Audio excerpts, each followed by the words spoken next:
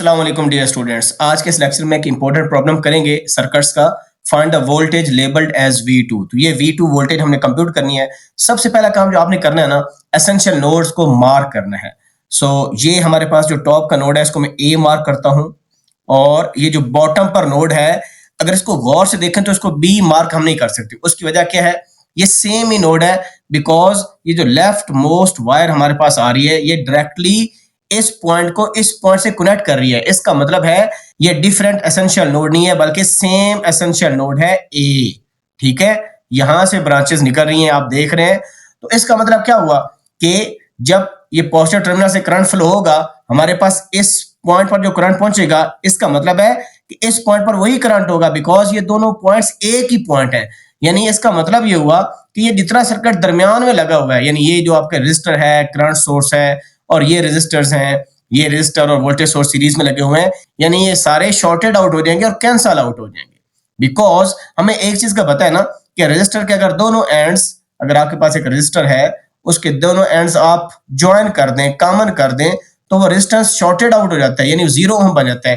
यानी हमारे पास एक स्ट्रेट लाइन बन जाती है। वो ऑलरेडी इस पास से दोनों पॉइंट्स कनेक्टेड थे, यानी अगर करंट ने फ्लो करना है, करंट इधर जाएगा ही नहीं, करंट ये डायरेक्ट पाथ हमारे पास है, तो ये एक ही पॉइंट है। तो जब ऐसा सिनेरियो हो तो जितना उन दो पॉइंट्स के दरमियान नेटवर्क होगा वो सारा सारा शॉर्टेड आउट हो जाएगा, वहां पर करंट फ्लो ही नहीं करेगा। इसका मतलब क्या हुआ कि हमारे पास ये वाला सर्किट बन जाएगा, ये रेजिस्टर 2 ओम का और 7 ओम का सीरीज में आ जाएंगे। यानी अगर मैं इसको रीड्रा करूं तो मैं इसको ऐसे करूंगा, ये प्लस माइनस, ये डीसी वोल्टेज सोर्स है 2 वोल्ट्स का, और ये रेजिस्टर जो है हमारे पास 2 ओम का, ये रेजिस्टर और ये जो 7 ओम का रेजिस्टर है ये आपस में सीरीज के अंदर है। ये सर्किट बन जाएगा जी सिंपलीफाइड सर्किट। ये जितना दरमियान में ब्रिज बनी हुई थी रेजिस्टर्स की और बाकी सोर्सेज की, ये एलिमिनेट हो जाएगी। ये 7 ओम का रेजिस्टर है और यहाँ पर हमारे पास वोल्टेज मार्क है V2। अब हमने इस वोल्टेज कंप्यूट करना है, लेकिन हमें पता है करंट जो है वो सोर्स के पॉजिटिव टर्मिनल से आउट होता है, यानी करंट बेसिकली ऐसे फ्लो करेगा। ठीक है, इस डायरेक्शन में फ्लो करेगा।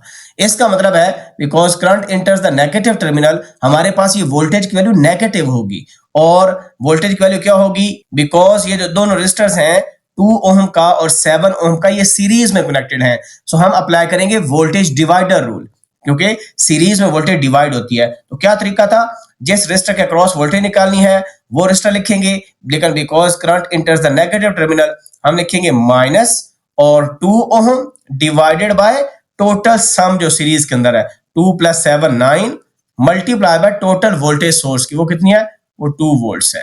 तो ये मल्टीप्लाई बाय 2 वोल्ट्स हो गया, तो हमारे पास V2 की वैल्यू आ गई -4/9 वोल्ट्स। बस इसका ये आंसर आ गया। तो ये बहुत इंपॉर्टेंट है जी, बिकॉज यहाँ पर नेगेटिव टर्मिनल मार्क्ड है। अगर यहाँ पर पॉजिटिव टर्मिनल मार्क्ड होता और यहाँ पर नेगेटिव होता फिर V2 की वैल्यू प्लस में आती। ठीक है, क्योंकि हमें पता है रेजिस्टर की पोलैरिटी चेंज करने से जो वोल्टेज ड्रॉप अक्रॉस रेजिस्टर है वो चेंज हो जाती है। तो इस वजह से ये हमारा करेक्ट आंसर है। कोई डाउट हो please ask in the comment section. See you in the next video पर। ख्याल रखें, अल्लाह हाफिज़।